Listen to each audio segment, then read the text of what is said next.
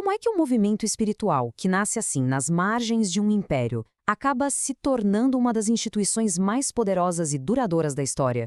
É uma transformação e tanto? Pois é, essa é a grande questão que a gente vai investigar aqui. E para fazer isso, vamos usar a história da liderança cristã lá no comecinho como se fosse o nosso mapa. Vamos seguir os passos dessa transformação incrível, uma jornada de 300 anos. E, olha, para entender essa jornada direito, não dá para começar pensando em igreja ou cristianismo do jeito que a gente conhece hoje. Não. A gente precisa voltar para o seu primeiro nome. Um nome que, olha, revela tudo sobre como as coisas eram no início. Então vamos lá, nos textos mais antigos, a comunidade era conhecida como o Caminho. E isso não foi por acaso, não. O nome era perfeito, porque não se tratava de um prédio, de uma organização, mas sim de uma forma de viver. E o que esse nome queria dizer? Isso é fascinante. O caminho era algo vivo, dinâmico, uma prática, não uma instituição engessada. E o mais importante, não era visto como uma ruptura total, sabe? Mas sim como uma continuidade dentro da própria tradição judaica. A identidade estava na ação, no movimento, em seguir o caminho. O que nos joga direto na primeira fase dessa liderança. Vamos mergulhar na era do carisma e da comunidade. Se a gente pega as cartas de Paulo, por exemplo, o que se encontra são listas de funções, não de cargos. Apóstolos, profetas, mestres, isso não soa como uma hierarquia, né? Eram descrições do que as pessoas faziam, algo que surgia de forma natural, orgânica, para atender o que a comunidade precisava ali, naquele lugar. Então, o ponto-chave é esse aqui. A autoridade não vinha de um organograma ou de um título. Vinha do que era percebido como um dom do Espírito para servir a missão. Era uma liderança superfluida, espiritual e totalmente focada na função. Só que, como acontece com todo movimento que cresce, essa fluidez toda começou a encontrar uns desafios. E é isso que a gente vai ver agora na segunda parte. A pressão para organizar. Imagina só, o crescimento foi muito rápido. E com isso, vieram os problemas. Começaram a surgir debates sobre no que acreditar, problemas éticos nas comunidades, e para complicar, a primeira geração de líderes estava desaparecendo. E aí fica a pergunta: como garantir a continuidade?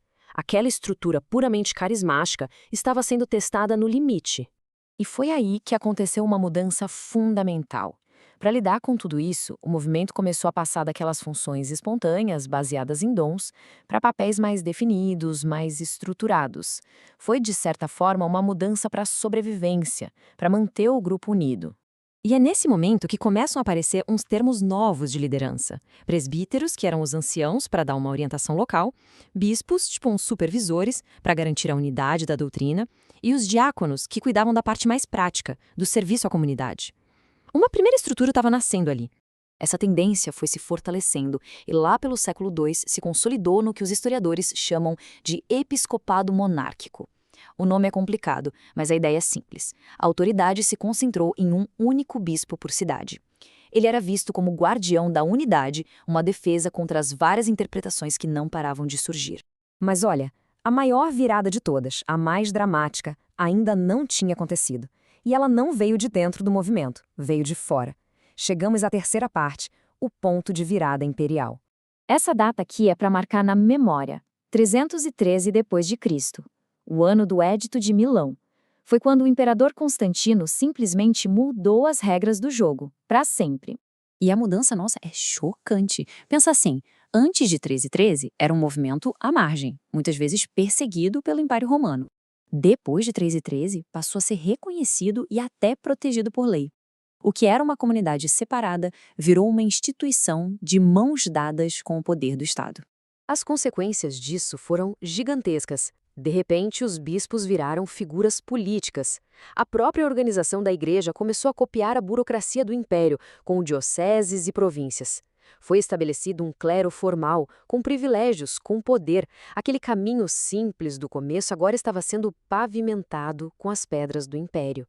Toda essa jornada de movimento para a instituição deixa um legado bem complexo, cheio de perguntas. E é isso que nos leva à nossa última parte, uma tensão duradoura. Então, para a gente resumir essa história toda, dá para ver 3 fases muito claras. Primeiro, a fase carismática, lá do caminho, super fluida. Depois, a fase organizacional, quando as estruturas foram criadas para poder sobreviver. E, por fim, a fase institucional, com a aliança com o poder imperial. E essa evolução toda levanta umas questões bem sérias. A primeira é: isso foi uma continuidade natural ou foi uma ruptura fundamental? Quer dizer, criar uma instituição foi o jeito de preservar a fé original ou acabou transformando ela em outra coisa, totalmente diferente? E a segunda questão é essa tensão entre espírito e estrutura. O que acontece quando algo que nasce do carisma vira algo administrativo? A gente ganha estabilidade, claro, mas será que não se perde a espontaneidade, a essência daquele movimento inicial? E talvez a pergunta mais profunda de todas seja essa: reino contra império? Quando se aliou a Roma, foi a Igreja que conseguiu influenciar o império com seus valores, ou foi o império que acabou moldando a Igreja à sua própria imagem e semelhança? No fim das contas, o desafio que nasceu lá atrás ecoa até hoje em muitas organizações e movimentos. A questão continua no ar. Como é que a essência dinâmica de um caminho pode sobreviver e prosperar quando esse caminho passa a andar na sombra do trono?